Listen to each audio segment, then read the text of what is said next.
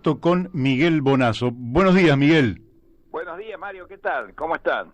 Muy bien, acá junto a mi amigo Daniel de Abrantes, somos los que te vamos a hacer esta entrevista que te va a llevar a la fama. Bueno, un gusto saludar a Daniel también. Sí. Bueno, gracias, Miguel. Bueno, Miguel, la verdad es que para nosotros es un verdadero honor hablar con vos, y esta entrevista tiene algunas particularidades, porque queremos hablar un poquito del pasado, pero también otro poco del presente y del futuro. Bueno, entonces yo empezaría... No me parece mal. Perfecto, entonces yo empezaría por un acontecimiento que vos en los últimos días has mencionado, quizás en algún tipo de contrapunto que yo desconozco, pero que es un hecho que marcó toda una etapa de la vida argentina y a una generación, que fueron los bombardeos del 16 de junio de 1955 como uno, o quizás el mayor acto terrorista que hasta ese momento se hubiera vivido en la historia argentina. Sin ningún lugar a dudas.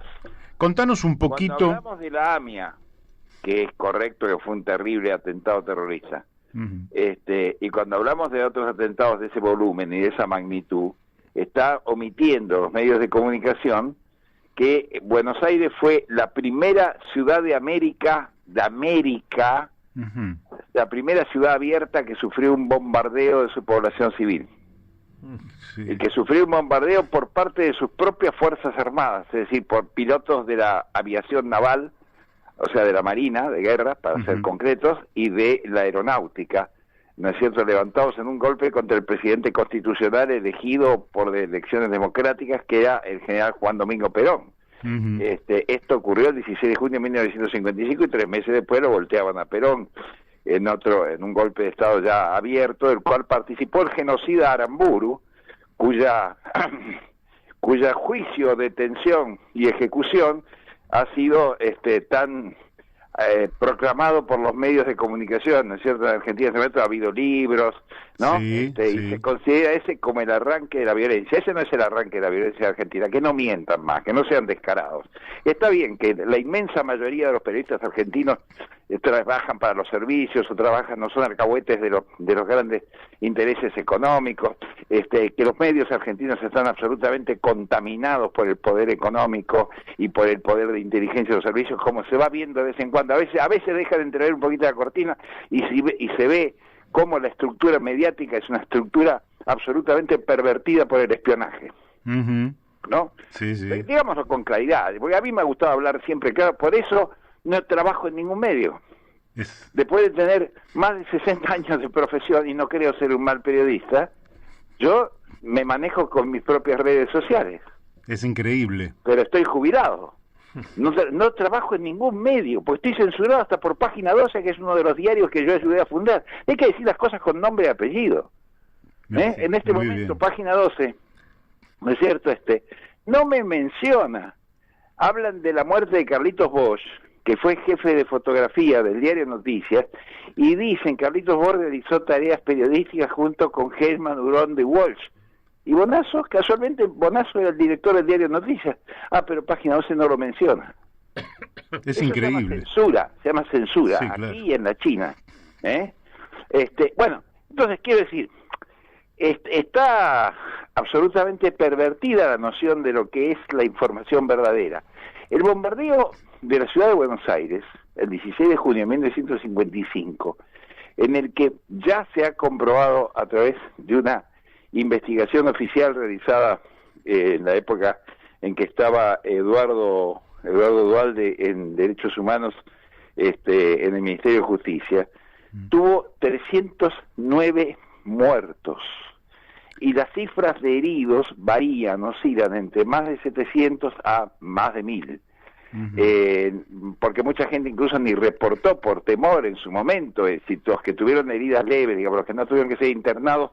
Entonces es muy difícil hacer un cálculo exacto de cuánta gente, pero además el trauma social terrible de que una ciudad que está al mediodía con una vida normal y que se dio, de golpe comienza a sufrir el primero de los raíces aéreos que se prolongaron hasta las 5 de la tarde. Yo recuerdo que mis padres me fueron a buscar al colegio para protegerme, me sacaron del colegio secundario, yo estaba en el Sarmiento, y me llevaron a casa y alcancé a ver en la terraza de mi casa los últimos aviones subversivos, porque eran subversivos, sí, claro, que huyeron al Uruguay y seguían disparando balas trazadoras, o sea, para marcar rumbos de ametrallamiento de blancos civiles o blancos gubernamentales, donde no les importaba un pito que pudiera haber víctimas civiles, y adentro de uno de esos aviones iba un distinguido dirigente radical de la Unión Cívica Radical, el señor Miguel Ángel Zavala Ortiz, que después fue canciller en la época de Ilia, que era uno de los conspiradores, de la misma manera que otro de los conspiradores era el socialista, entre comillas. Esto, Mario, vos qué, sí, sí, no sos socialista en serio, vas a reconocer que Norteamérico Yoldi, ¿no? Sí, claro, era un socialista raro, ¿no? Sí, sí, bueno, sí. Siempre lo repudiamos nosotros. También estaba la conspiración, una conspiración cívico-militar, como ocurrió después con el golpe del 76. No fue un golpe puramente militar, fue un golpe cívico-militar. Sí, sí, en el que la Iglesia estuvo comprometida de manera categórica, la jerarquía de la Iglesia. Acordate que se tuvieron que ir del país hacia el Vaticano 2 obispos echados por Perón, Tato y Noboa. Digo, hay que recordar, ¿sabes por qué me odian a mí? ¿Por qué no estoy en ningún medio? Porque me funciona bien la memoria. Está bueno. Lo que quisiera mucho gorila, mucho tarado, mucho imbécil, mucho perverso y mucho corrupto en este país es que yo estuviera chocho de verdad, como lo dicen. Claro. Desearían que estuviera gagá, porque entonces no recordaría las cosas malas que la gente hizo. Incluso las malas que yo hice también. Mis cosas, algunas cosas no quiero recordar, dice el poeta, ¿no? Y a veces es bueno no recordar, pero yo creo que esto es muy sano, porque si no se genera una visión de la historia que es perversa, porque en realidad la violencia, por más que parezca una frase remanida, siempre viene de arriba. Siempre viene del sector. Mario, y a veces viene aparentemente del mismo lugar de uno, solo que camuflada. Es decir, por ejemplo, yo desde el 2014, hace 6 años que estoy en juicio con el señor Rafael Bielsa, ¿no? Sí.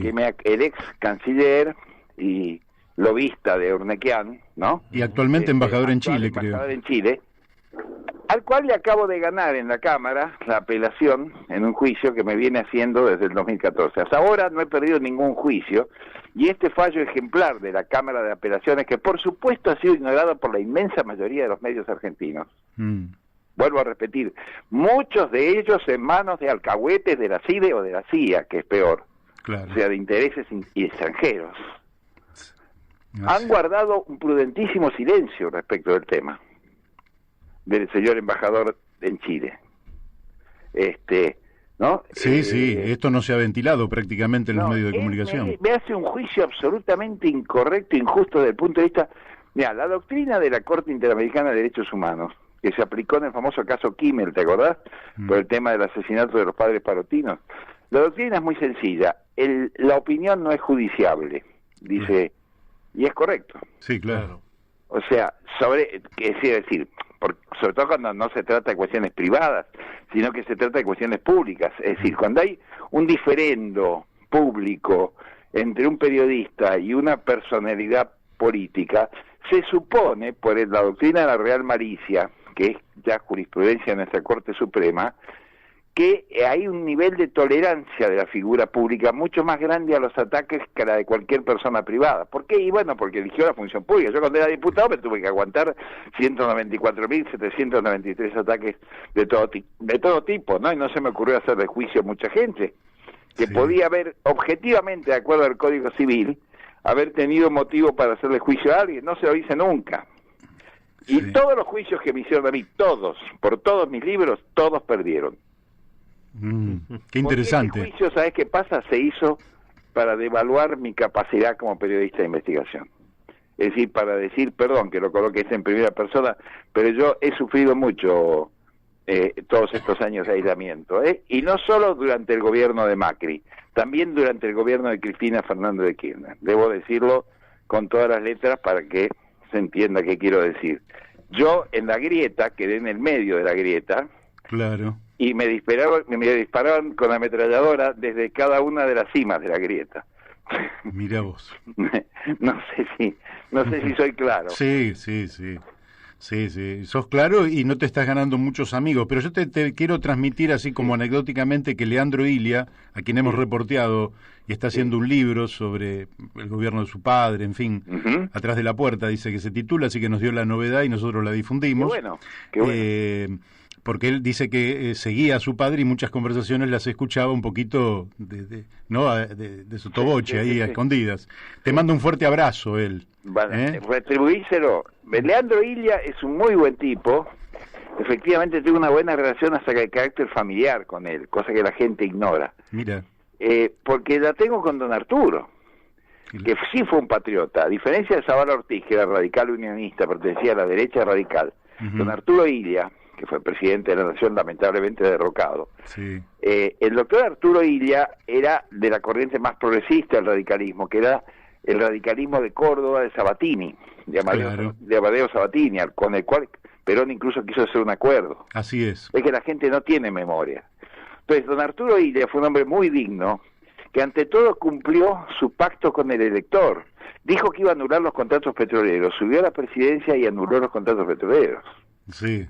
Entonces yo conozco a Leandro, a Emma, a los hijos del doctor Ilia, porque eran primos de mi mujer. Mira. Mi mujer, Silvia Estela Pérez Ferrero Regis, era sobrina de segunda de Arturo Ilia. Mira. Porque la mamá de Silvia era prima hermana de Arturo Ilia. Eran de Pergamino, la familia Ilia, tanto la familia Ilia como los Ferrero Regis, eran de Pergamino. Don Arturo hizo su carrera política y su carrera médica en Cruz del Eje, en Córdoba, pero su nacimiento y sus primeros años y sus estudios y todo lo demás los hizo en Pergamino, donde siguieron viviendo después hermanos de él y demás. Qué interesante esto. Así que Leandro eso sabe bien. Sí, no, yo te retribuyanle si tienen la oportunidad de hablar con Leandro, el abrazo, que con todo gusto le retribuyo un fraternal abrazo porque es muy buen tipo y muy buen amigo, lo mismo que Emma Ilia. Bueno, esa gente me conoce, sabe quién soy, sí, desde luego, y yo tengo la suerte de conocerlos a ellos. Es decir, hay dentro del radicalismo alguna gente que, sin ningún lugar a dudas, debe sufrir mucho. Por ejemplo, yo creo que Ricardo Alfonsín es un buen tipo. Sí. Es mi opinión personal. He estado con él en el Congreso. Podré estar de acuerdo en algunas cosas con él o con otras, pero me parece una persona honorable, al que conozco hace muchos años. Sí. Ahora, no puedo decir lo mismo de los tipos que fueron socios de Macri, digo. No. En la descapitalización del país, digo, ¿no? Sí, el endeudamiento. Digamos cómplices. Más que socios, cómplices. Correcto, buena observación, sí, correcto, cómplices, sí. Te voy a, la verdad es que es un gustazo, ¿no? Y el tiempo que es increíble cómo se nos va, pero tenemos unos cuantos minutos. Pero te quiero preguntar... Dígame, lo que pasa, párenme, porque yo tengo una mala costumbre. Como ustedes recordarán, yo fui amigo personal de Fidel Castro. Sí. Yo sé que recuerdo siempre para darle una satisfacción a la embajada norteamericana. Bueno, ya algo sobre eso también en algún momento yo te quería preguntar, ¿no? Porque yo fui muy amigo de Fidel. Bueno, no. Muy amigo de Fidel, entonces heredé la mala costumbre de hablar mucho, como Fidel. No, pero bueno, ya que vos introducís el tema... Con menos talento que él, eso sí. No, sí, pero te la rebuscás bien. Escúchame, Miguel, ya que vos introducís el tema, contanos algo de Fidel Castro, vos que lo trataste tanto. Le voy a contar algo que tiene mucha actualidad, Dale. Aunque parezca mentira. Ocurrió en el año 2006. Una madrugada, como solía ocurrir en muchas de nuestras conversaciones, porque Fidel era así, le gustaba trabajar y estar con gente hasta muy tarde en la madrugada. Estábamos en el Palacio de la Revolución y me empezó a hablar de la gripe aviar. Dije, ¿a dónde quiere ir? Y me empezó a hablar del peligro de la zoonosis y de la transmisión de los virus, justamente.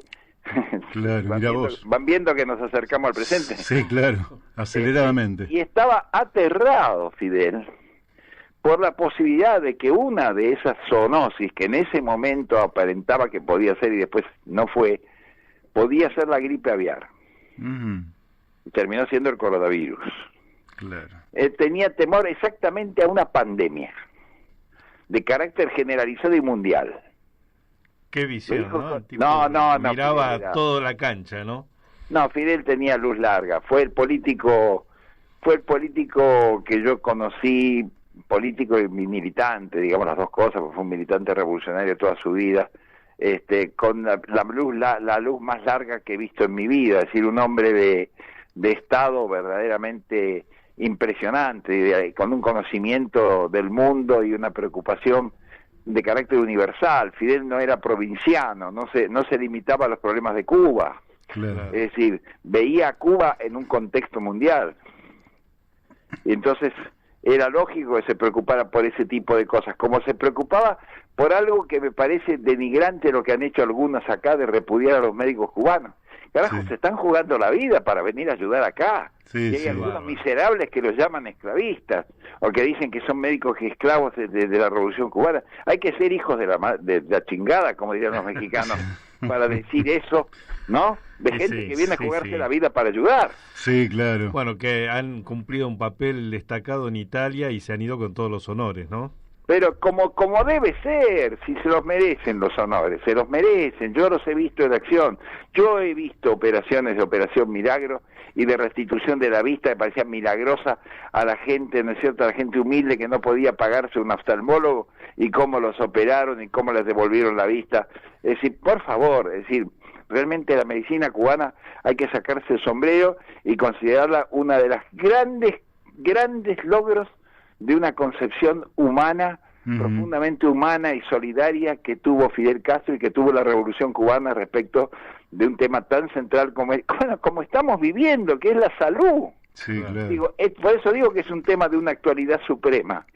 Y en eso quiero ser justo.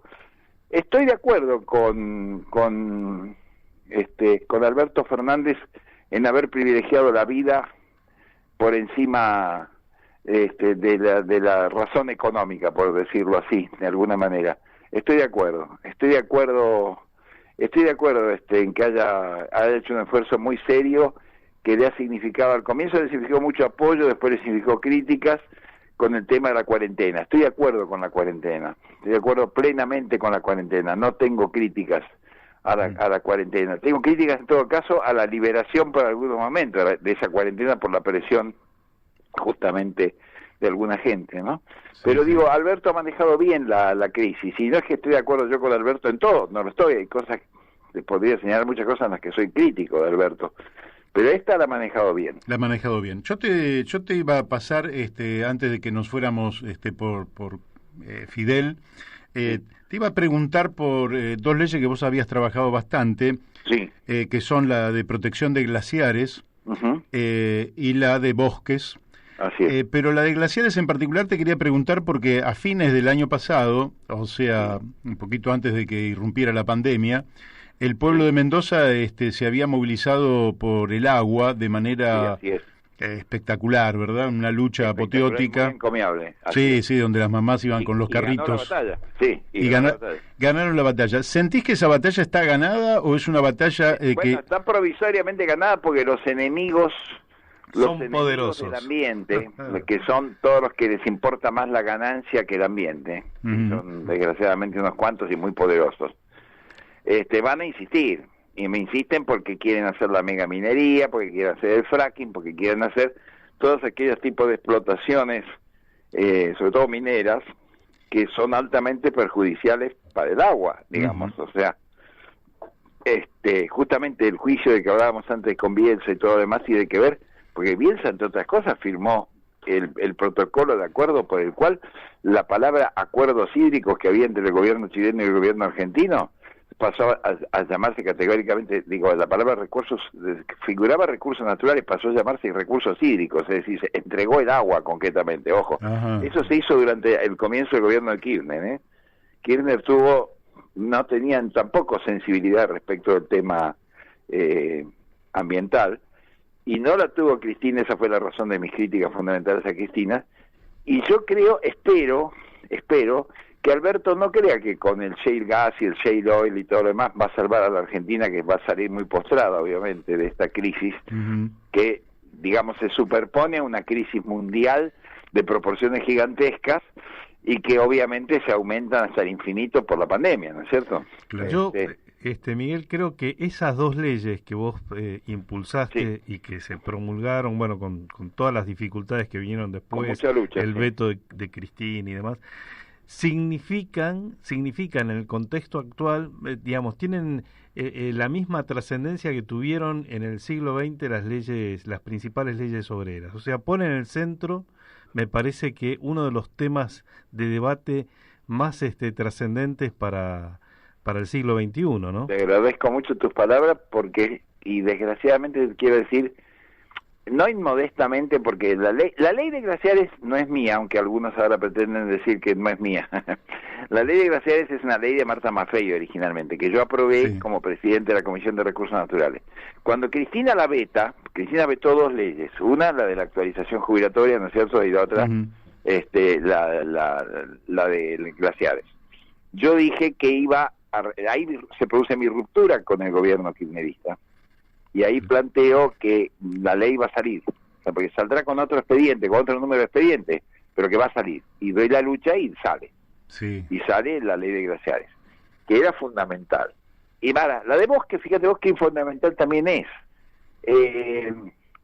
Entre las teorías sobre esta pandemia está, obviamente, que la deforestación es un factor importantísimo, o sea, la pérdida de los bosques nativos, de los bosques originales, ¿no es cierto?, de la foresta del Amazonas, del norte de Argentina, etcétera, etcétera, y de otros países, de Oceanía, de Australia, tienen muchísimo que ver con el desarrollo de este tipo de pandemias. ¿Por qué? Y bueno, porque entre otras cosas significan un ataque enorme a la biodiversidad, ¿no es cierto?, a las especies que tienen que migrar, al equilibrio que existe entre los virus que tienen esas especies, el contacto con el hombre, etcétera. Ese es un costado muy importante, por eso efectivamente una ley protectora de los bosques es decisiva siempre, porque tiene que ver con la salud general y tiene que ver con el cambio climático. Los bosques, como sabés, fijan la tierra, absorbe del monóxido de carbono del aire, renuevan el oxígeno.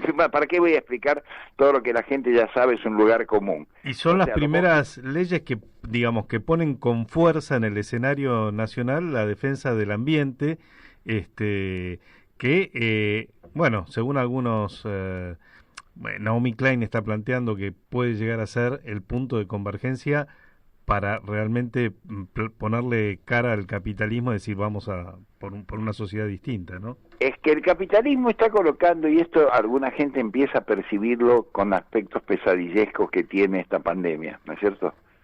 Empieza a percibir que podemos extinguirnos. La fragilidad, aparece la fragilidad. Sí, el Homo sapiens, puede desaparecer de la Tierra el Homo sapiens.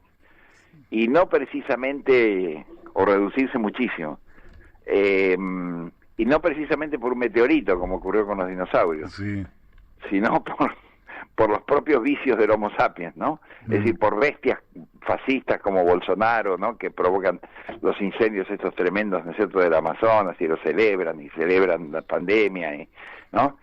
Por animales como Trump, es decir, el fascismo está presente como expresión siempre, como siempre lo mismo en la historia, digamos. El fascismo es la expresión en rayé del capitalismo, digamos, es la expresión última y clara de la defensa finalmente del capitalismo bajo formas demagógicas, ¿no? Sí. Y muy peligrosas, muy violentas. Bueno, eso es el fascismo. Y el fascismo puede ser la respuesta a esta crisis. Estamos viviendo, como dijo Noam Chomsky, y coincido totalmente con Noam Chomsky, estamos viviendo una catástrofe sanitaria y una catástrofe humanitaria a nivel mundial, producto justamente de la sociedad de consumo, producto del neoliberalismo, producto del modo de producción, producto del modo de consumo.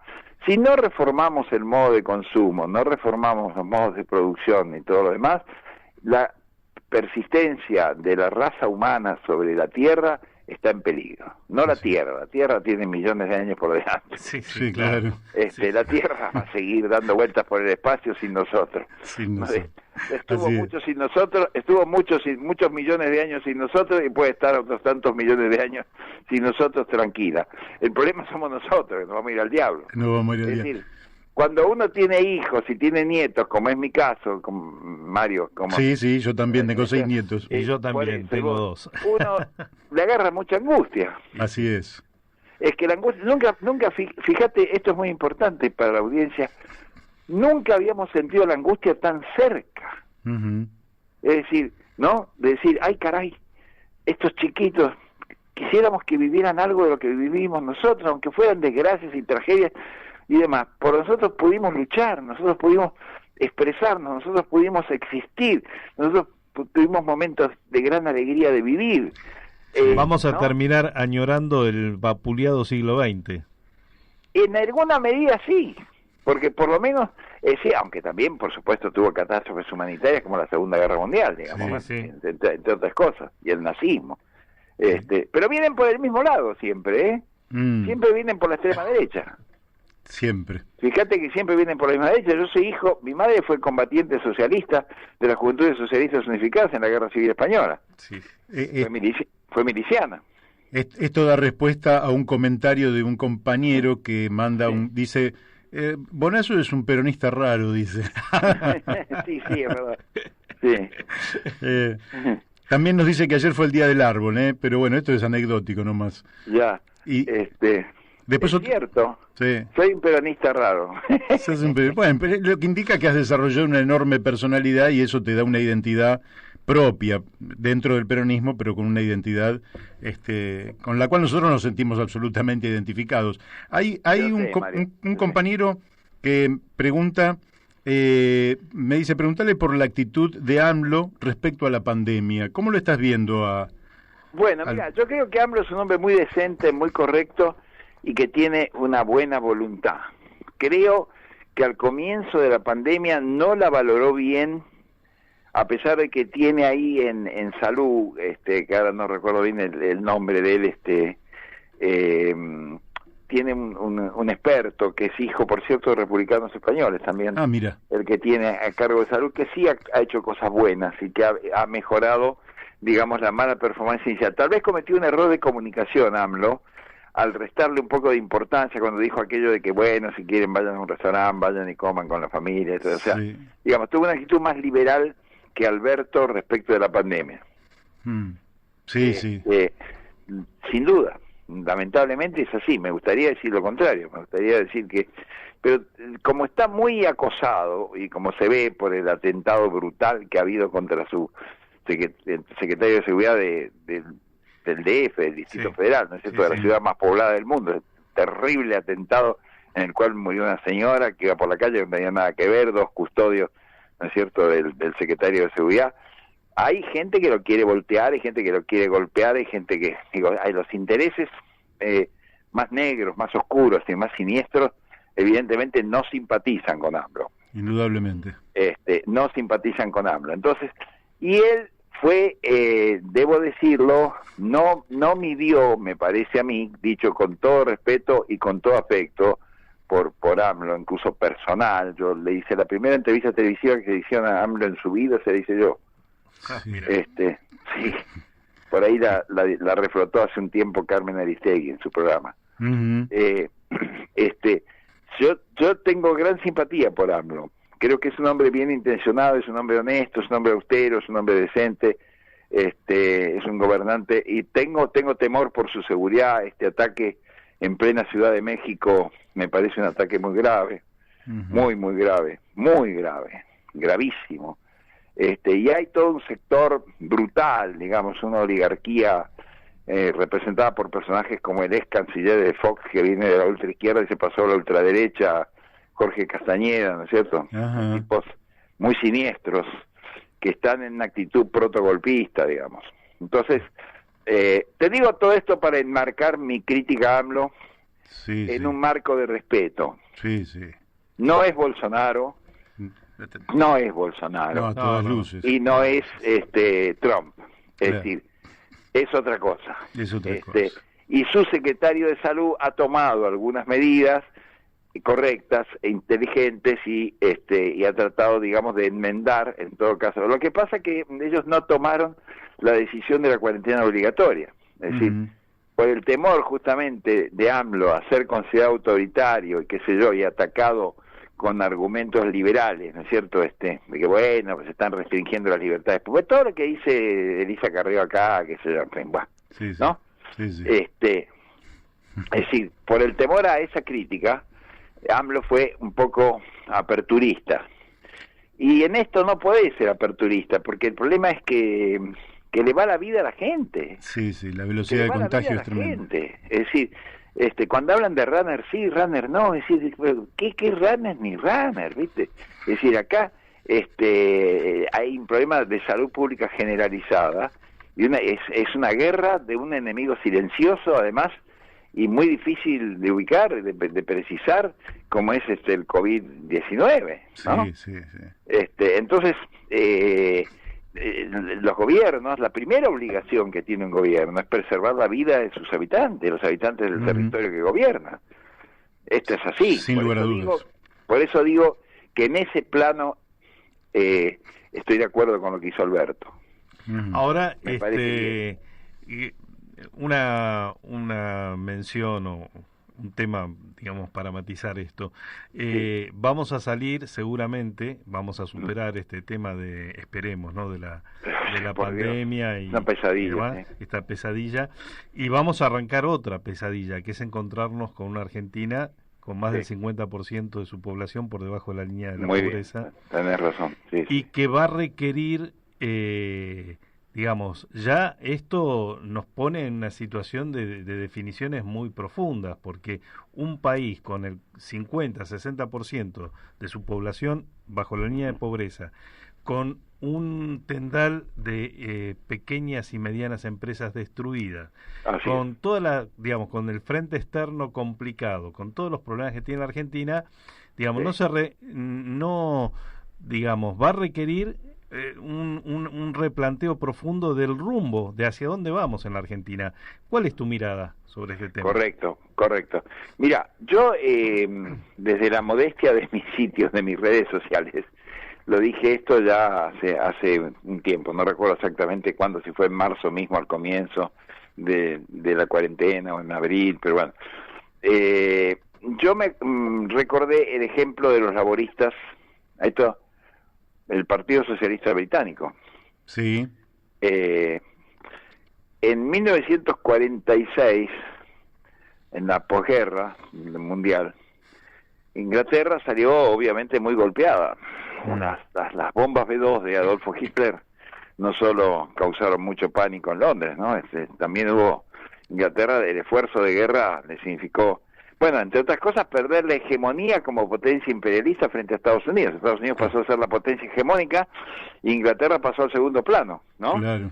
Por nada más y nada menos que por el esfuerzo de guerra que para los ingleses había sido mucho más duro que para los norteamericanos, como suele ocurrir. Los norteamericanos en general la ven más desde la tribuna, ¿no? Sí, sí. Hay que pusieron menos el cuerpo, sí. Mucho menos el cuerpo. Ni hablemos que la Unión Soviética, ¿no? Que la inmensa mayoría, los millones de muertos los puso la Unión Soviética. Así es. Bueno, pero entonces, Inglaterra, vienen los laboristas, curiosamente, pese a ese Churchill, que en un momento determinado enfrenta a los nazis con una determinación que no había tenido su antecesor, Chamberlain, que enfrenta a los nazis y que dice lo del sangre, sudor y lágrimas, solo les puedo prometer sangre, sudor y lágrimas, que fue un conductor importante en tiempo de guerra, es desplazado por la situación económica que queda en la posguerra, y suben los laboristas, y sube un hombre magnífico dentro del laborismo británico, que era Clement Attlee. Sí. Son nombres que mucha gente ni recuerda ya. Yo no me lo acordaba ya. Bueno, Attlee sí. Nacionaliza hasta la, qué sé yo, sí. hasta los baños públicos, digamos. Sí. Nacionaliza el carbón, el acero, la producción industrial, los trenes, crea el Sistema Nacional de Salud, ese que permitió salvarse ahora al miserable de Boris Johnson, del primer ministro, el National Health Service, que es un servicio que pese a todos los esfuerzos que hizo Margaret Thatcher y que hicieron los neoliberales por destruir el sistema de salud británico, ha seguido existiendo porque la gente, si el día que saquen el National Health Service, hay una revolución en Inglaterra. Claro, sí, claro. Es un orgullo el de servicio ellos. de salud nacional. Bueno, todas esas medidas fueron producto de la guerra y de la crisis de la guerra. Acá va a tener que ocurrir algo por el estilo. Y si no es así, lo que viene es el fascismo. Es decir, el neoliberalismo adquirirá formas fascistas. Así de sencillo lo digo. Y de preocupante. De manera tendencial. Es decir, ¿qué quiero decir con esto? Y que no van a poder obligar a la gente a pagar la deuda en los términos en que lo quieren los señores tenedores de bonos. No se va a poder obligar a todo esto, no se va a poder hacer, y mucho menos se va a poder hacer a las patadas. Entonces acá lo que va a haber que hacer es regenerar efectivamente todo el tejido social de las pequeñas y medianas empresas argentinas golpeadas con esta situación y asegurar el trabajo de la gente que ha quedado marginada, ¿no es cierto? Como decís vos muy bien, hay un 60% de niños que están debajo de la línea de la pobreza, lo cual es monstruoso, es una inmoralidad, es horrendo. Entonces el Estado va a tener que hacerse cargo. Esto inexorablemente le guste o no le guste a todos los que están quitando democracia y dándole con la cacerolita y saliendo a los balcones del Barrio Norte a chillar, va a tener que transformarse en muchos vicentines. Pero vicentines en serio, no en broma como que sí, que no, como la parrada. Sí. Que sí, que no. No, sí. Y ahí no sé si Alberto va a tener la misma energía, y la misma convicción, y la misma fuerza. Tal vez va a tener que hacer una medida de llamar a todos los sectores sociales a hacer un gran acuerdo, una gran especie de gobierno de coalición. Va a tener que cambiar completamente. Esto sueñan mal los de la cámpora si creen que lo van a poder manejar ellos y que son cuatro pibes haciendo tachín y con Cristina al frente en el liderazgo. Esto supera a Cristina, supera todo. Es decir, este es un problema de una envergadura nacional gigantesca. La posguerra, digamos, la posguerra del COVID, ¿no? De la pandemia. Entonces, habrá que ir a un gobierno de coalición, habrá que poner verdaderamente a los mejores hombres y las mejores mujeres en un proceso, y va a haber inevitables nacionalizaciones. Sí. O el desastre. O el desastre. Vos hablaste... O el caos social. ¿Tenés diálogo con Alberto? No. No tenés. Tuve, pero yo creo que en algún momento le dijeron no hables más. Mirá. Claro, porque vos estabas en un gobierno donde ustedes eran parte importante. Él era el ala derecha del kirchnerismo y yo la izquierda. Vos eras el diablito malo que le hablaba a Kirchner en el oído izquierdo, ¿no? Exactamente, y como suele ocurrir, el ala izquierda fue derrotada por el ala derecha.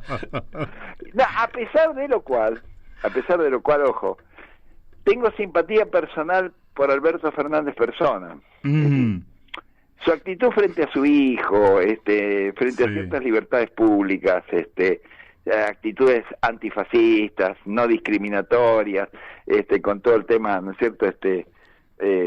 Me parecen actitudes muy dignas, me parecen muy bien, y me causan simpatía.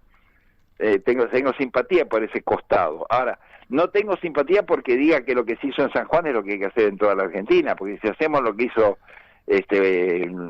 Gioja y demás, estamos perdidos. Claro. Sí, ahí hay un error. Perdemos el agua directamente, perdemos el agua. Sí, claro. El agua le fue regalada a la Barrick-Gold y ¿no es cierto, no? Y a las empresas de la mega minería y a las empresas que van haciendo fracking. Si creen que la salvación está en entregarle la Patagonia a Rockefeller, estamos mal. Sí. O sea, el famoso acuerdo con Rockefeller, ¿no es cierto?, en la Patagonia, acuerdo secreto, por otra parte, entre YPF y Chevron. Que lo conocen, es secreto. Sí, claro. El senador Rubén Giustiniani. Vamos a hablar con Rubén. Con Rubén después. Bueno, Rubén escribió un libro muy interesante. Si hablan con Rubén, mándenle un abrazo, díganle que le agradezco mucho sus saludos. Bien. Que los he recibido por las vías de las redes privadas. Y que me pareció muy interesante su trabajo y muy serio sobre el tema justamente del acuerdo secreto Chevron YPF. Bueno, todas estas cosas van a tener que ser revisadas, y van a tener que ser revisadas en función del interés público. Claro. del interés público, es decir, no de los negocios privados. Es decir, a ver, cuando hablamos de que la deforestación tiene que ver con la creación del COVID-19, hay que recordar, por ejemplo, que el señor Eduardo Urnequian, patrón de Bielsa, es uno de los principales arrasadores de bosques nativos de este país. Es un deforestador serial. Ajá. Hace poco ha salido un informe de cuáles son los grandes terratenientes de la Argentina. Bueno, el señor Urnequian, que es la quinta fortuna del país, es uno de esos deforestadores seriales. Mira vos, qué noticia. No, yo no lo tenía por ese lado. El mal tiene nombre y apellido, ¿eh? Claro, sí. Sin duda. El mal tiene nombre y apellido en este país. Brito, Urtubey. No es anónimo, ¿eh? No, Urtubey, por supuesto, claro. No es el mal no es anónimo. Ahora, tiene nombre y apellido. ¿Y le ves voluntad al gobierno de...? Porque el gobierno tuvo, frente a la pandemia... No le veo voluntad. Si no no empujamos, no le veo voluntad. No le veo a Alberto la voluntad en ese terreno que sí demostró en el terreno de la pandemia. Claro. Sí fue claro en el terreno de la pandemia. Lo veo vacilar en otros terrenos. Lo veo titubear ante el temor de que le digan que está con Venezuela, me parece bien, por ejemplo, que en el marco de la EA no hayan condenado a Maduro. Eso también me parece correcto, porque no solo por Maduro eso, sino por el hecho de no someterse a Estados Unidos de la manera siniestra en que se somete este bufón alcahuete de los Estados Unidos, que es el secretario general de la OEA, Almagro, el uruguayo. Un horror ese hombre. Es un bufón, sí. Bufón. Ni siquiera ya es un ministerio de colonias, como decía Fidel, es un bufón del imperialismo. El imperialismo existe, ¿eh? Uno dice esta palabra y dice, uy, qué antiguo, qué bonazo, habla de imperialismo, habla de oligarquía. Acá no existen, chicos, desaparecieron. No. Existen. Los quisieron desaparecer del vocabulario, pero existen en la realidad. Exactamente, los hicieron desaparecer de la cultura de la gente porque la encerraron a la gente en una cultura solipsista, egoísta, individualista, en la cual, mira, a mí lo único que me interesa es que si la hago yo, no la hago, ¿no es cierto? ¿No? Tener mi casita de fin de semana, mi piletita, morfar mi asado, y lo demás me importa tres. Es así. Esta es la cultura que se ha transmitido y que desgraciadamente en los sectores medios de la Argentina es una cultura imperante, ¿eh? Sí, lamentablemente. Lamentablemente. No es la cultura solidaria. Nadie está pensando en los que están sin agua, con 14 personas, ¿no es cierto? Porque para mí me resulta muy cómodo estar en mi casa. Yo me puedo quedar en mi casa, efectivamente, bueno, por lo menos tengo una casa. Sí, claro. Aunque me ha ocurrido una serie de catástrofes y todo, además domiciliaria, me explotó un calefón, me ocurrió todo. Pero de todas maneras, digo, ¿para qué les voy a aburrir con esas tonterías domésticas? Pero tengo una casa. Claro. Donde puedo estar a resguardo. Y tengo un hijito de 6 años, puede estar a resguardo, y mi compañera puede estar a resguardo. Hay gente que están viviendo 14 en una pieza. Sí, exacto. Sin agua. Que es un drama. Es un infierno. Esto es un infierno. ¿Cómo nadie no llora? ¿Cómo tipos que se dicen católicos y que se santiguan cuando pasan frente a una iglesia no piensan la vergüenza que le daría a Jesucristo ver a sus hermanos tratados de esta manera? ¿No? Se lo digo a todos los católicos. Se lo digo a todos los católicos. Si se dicen católicos de verdad, y se dicen cristianos, el católico, el cristiano, el protestante, lo que sea, a todos los que dicen tener una visión espiritual de amor de los unos por los otros, ¿cómo se puede soportar tan brutal marginalidad en la Argentina? Yo conocí, Mario, por mi edad lamentablemente avanzada ya, conocí un país muy solidario. Claro.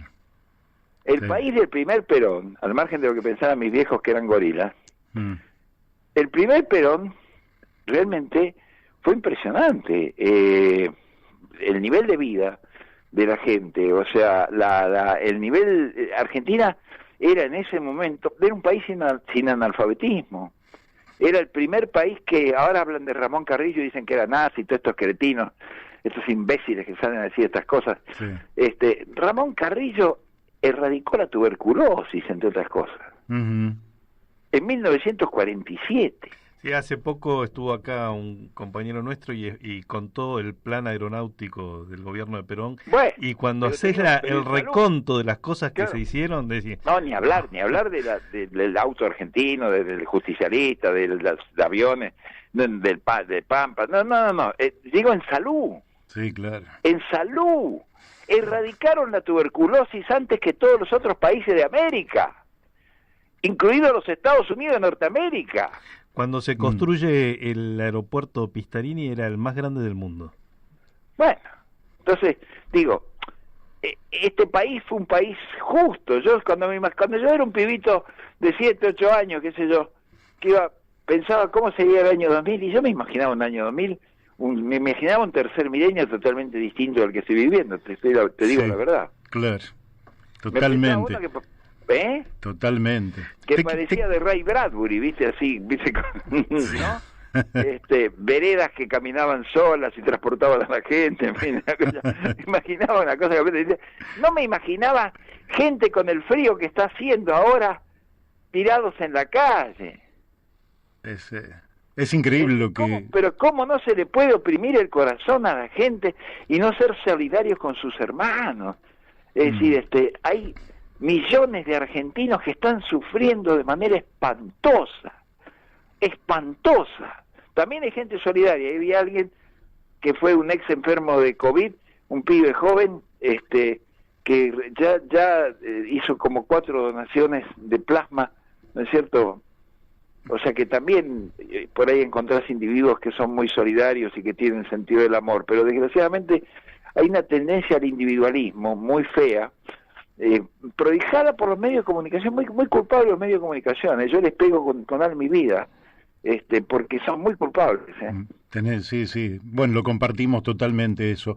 Te voy a hacer una pregunta, de mi parte va a ser la última por hoy, porque después la verdad que ha sido un poquito desordenado lo nuestro, pero ha sido realmente extraordinario. Disculpa, yo soy el desordenado. No, yo te quiero preguntar por algo que la pregunta es sobre la Argentina, pero voy a referenciar a un discurso que recuerdo del propio Fidel en algún momento, que habló de la corrupción en Cuba, él, y dijo que no iba a ser el imperialismo el que iba a derrotar a la Revolución Cubana, que podía ser la mismísima corrupción la que la corroyera por dentro. Él siempre estuvo alerta a eso. Cuando el tema famoso del robo de gasolina, ¿te acordás? ¿No? Sí. ¿Qué es lo que hizo Fidel?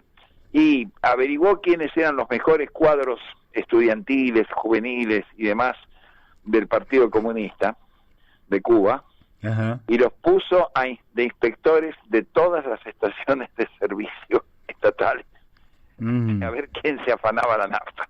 Qué bárbaro. Y cómo la comercializaban. Los puso de inspectores a los pibes. Y acá, ¿qué pensás vos? ¿No? Digo, te doy de ejemplo muy concreto. Sí, claro. ¿No? Sí, claro. ¿Por qué existen los médicos cubanos? ¿Por qué existe esa especie tan vilipendiada que son los médicos cubanos y que son tipos tan maravillosos? Digamos que me merecen a mí un respeto. Yo tengo el mayor de los respetos por los médicos cubanos. Porque Fidel es obra de Fidel.